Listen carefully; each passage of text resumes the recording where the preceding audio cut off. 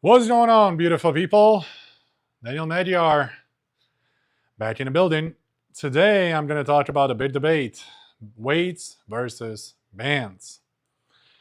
And I'm going to get a little bit back in time when I was really lifting a lot of weights. I spent a lot of time at the gym.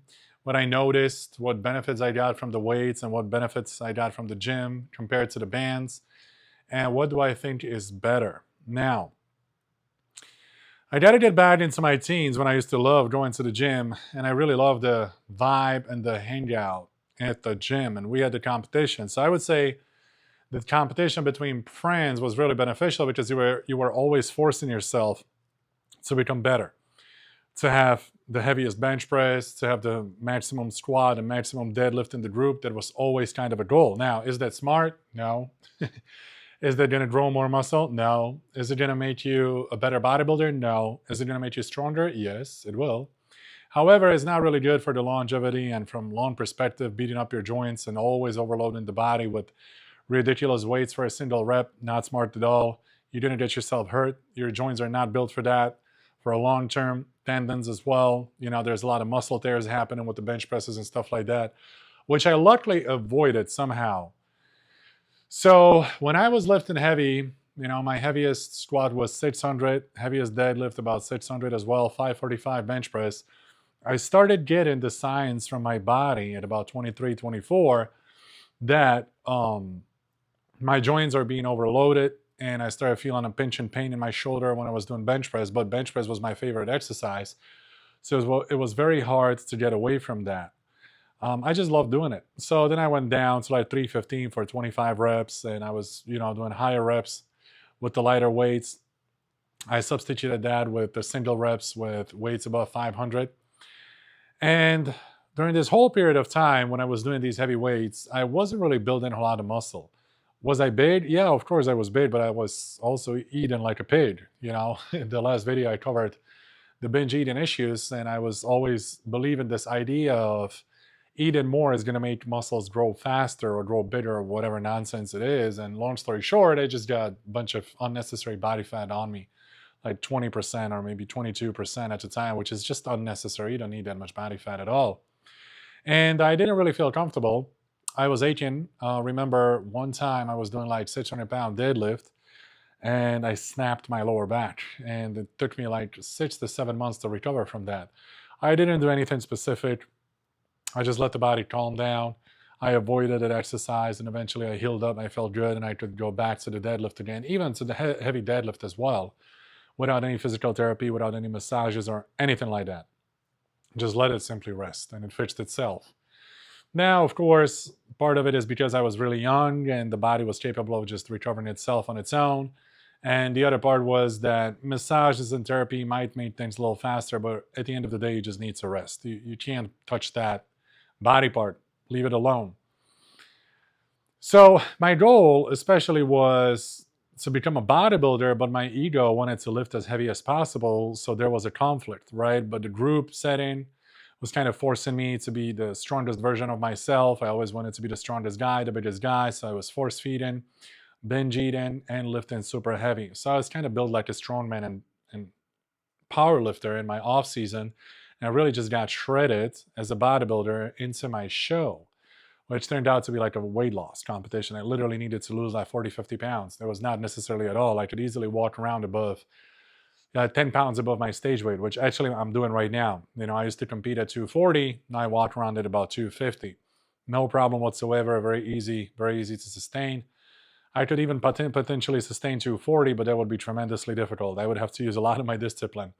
Or just keep using retatrutide, probably at the lower doses, so I suppress the appetite. Because there's a significant difference between 240 and 250 appetite. That's what I noticed.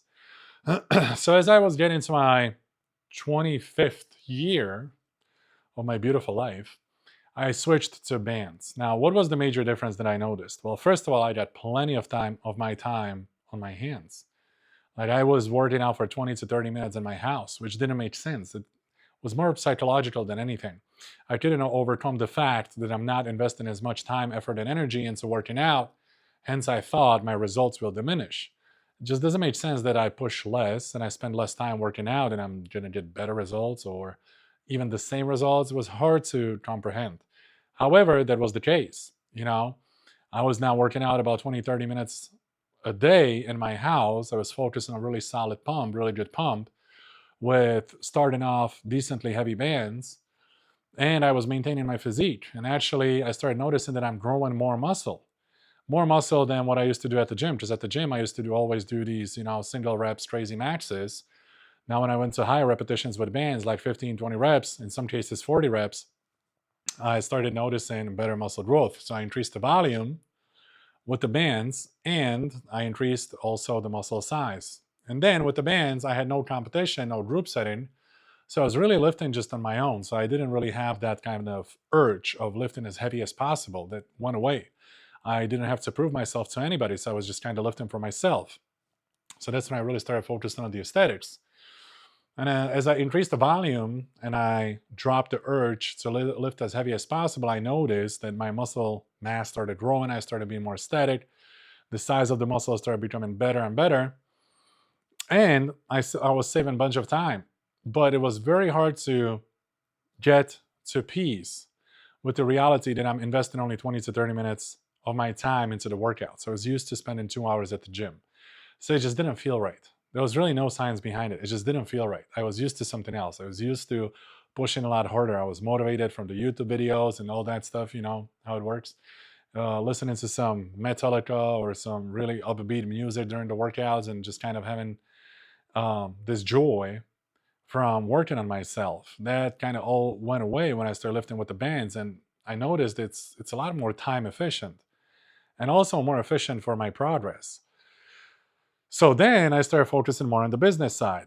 And when I started focusing more on the business side, I started pushing more into business, then the businesses started generating more money. And I have all this new time, extra hour and a half in a day, which sounds like it's not a whole lot, but in a week, it's about 10 extra hours a day, which you can invest in your business, do extra consultations, or educate yourself on the investments and just put the money in the right places, let them work for you. And that's what I did. And I started noticing significant progress in all the business aspects. And I saved a bunch of time during the workouts, and I was still working out in my house. I was spending time with my wife and my dogs, and sometimes I worked it out with my wife and still making physical progress. So I found value in that. Like, I don't have to go anywhere. I can still get in better shape in my house.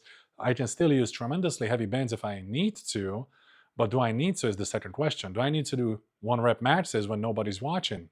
The answer is no, because you don't get the same dopamine spike because there's no ego burst. There's no ego boost. Nobody's watching. So pretty much, and if you record it and you do a single rep max with the bands, nobody understands. If you do a single rep max with 600-700 pounds deadlift, everybody understands.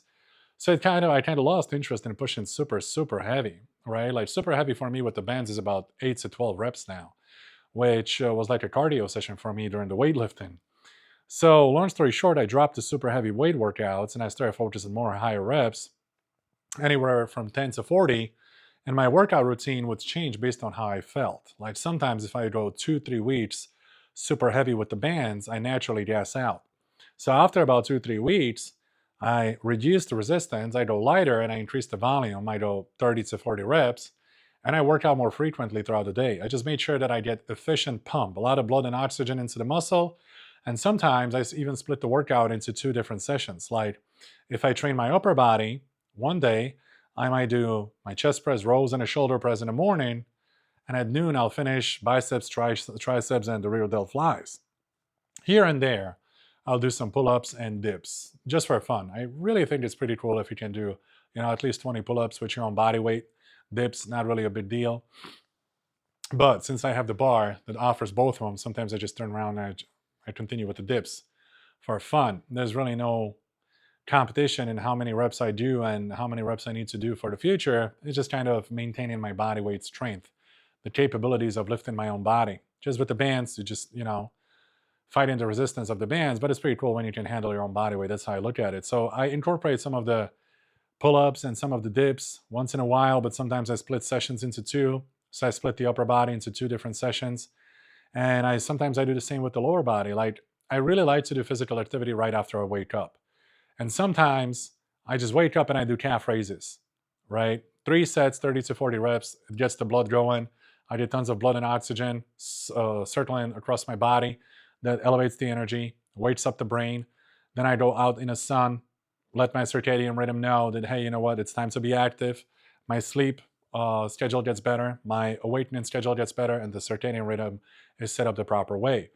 So right after I wake up, I get the blood going, face the sun, and then I go do my work. Now, after my work, I might come back and do 3 sets of 30 to 40 deadlifts. And if I feel like it, I'll do squats right after, or I'll wait an hour or two and then I come back to squats after my lunch. I really like to do some physical activity after every single time I work out. After every time I do physical activity, after every time I eat, I like to do a physical activity because I noticed it does tremendous progress on my blood sugar.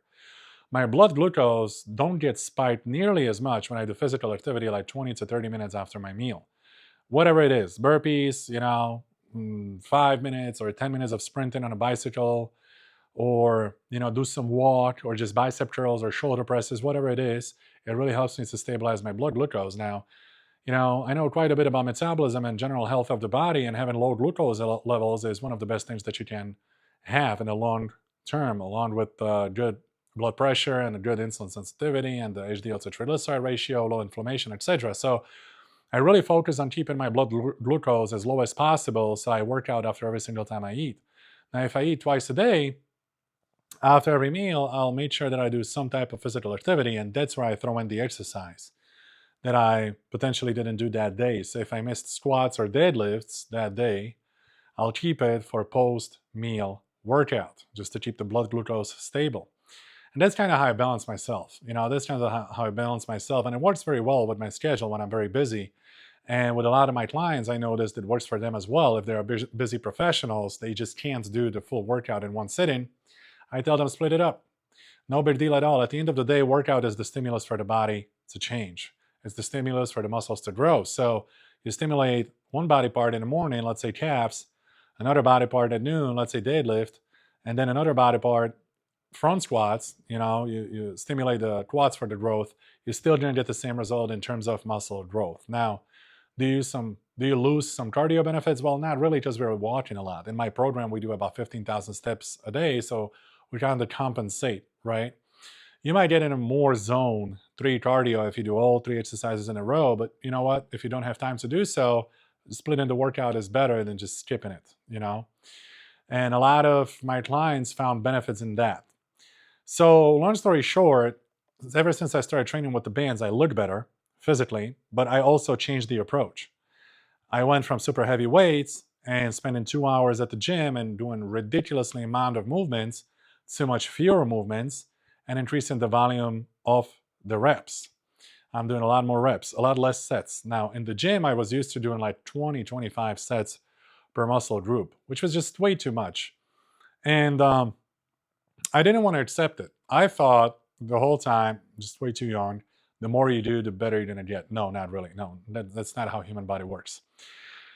And going from 25 sets per muscle group down to 3 sets, and really getting a good pump and making sure you're squeezing the most out of it each set was a hell of a difference and a hell of a change for my mind. So it was more mental adaptation than anything, because I had to deal with the fact that now I work out a lot less and just doesn't feel the same. It doesn't feel like I'm putting enough effort into my physical progress. So there was one thing, mental. Long story short, the physical results are better with the bands, better with the approach, and it just fits my life better. So who should lift with the bands? I would say everybody who really doesn't feel like spending a whole lot of time investing into their fitness, somebody who wants to work out from their house, somebody who's looking for high efficiency and high convenience, that would be a great person to start training with the bands instead of going to the gym. If you really like the gym setting and you like the group that you're going with and you have a competition between your brothers and you kind of ventilate, or let's say it's like mental release going to the gym, it's time for yourself, away from the family, away from the kids, I get it. Then in that case, it's probably good that you keep just going to the gym. But if you're looking for the efficiency, bands are a lot better. A lot less time. You can work out from your house. You always make sure that you get your workout in, and you're constantly active. Like, I've been coaching my entire life pretty much. Fitness coaching is what I've been doing my whole life. And every business has some type of issues. Like you have some type of common problems that you deal with that are patterned within your clientele. And when my clients were struggling, when I had them in the gym program, was actually getting the workouts done. I was getting a lot of feedback. I didn't have time today. Last week, I only did 2 workouts. Last week, I only did 3 workouts. I didn't have time. My children had to go to school. My children had to go here and there. And I was traveling. I couldn't go to the gym. So I was hearing a lot of skipping of the exercise. Ever since I started training with the bands, that problem went away. And all of my clients are working out. Literally all of them. Like if you travel and you just pack up your X3, you put the platform and the bar into the check-in luggage, you throw a couple bands in there, boom, you're done. You're taking your whole gym with you. You work out before everybody wakes up. After everybody wakes up, you're just following the program for the day, but you still got your workout in. And it's very important to be consistent because you can't really make progress working out once or twice a week. That's like a nursing home program, you know? You really have to make sure that you're getting the workout in consistently. And my preference is on daily basis. And then just incorporate steps as the cardio. And here you are making phenomenal progress if your diet is dialed in. And if you follow my diet, you're definitely going to get good results, you know, in terms of body fat burn and weight loss, increasing the muscle mass, etc. So I would say that bands are a really good fit for someone who's looking for the efficiency, saving time, and doing everything from your house. All right, guys. Well, this is going to be it for today's video. If you have any questions, let me know. If you need my help, go to dmprotrainer.com, book yourself a consultation, or join my program. See you later.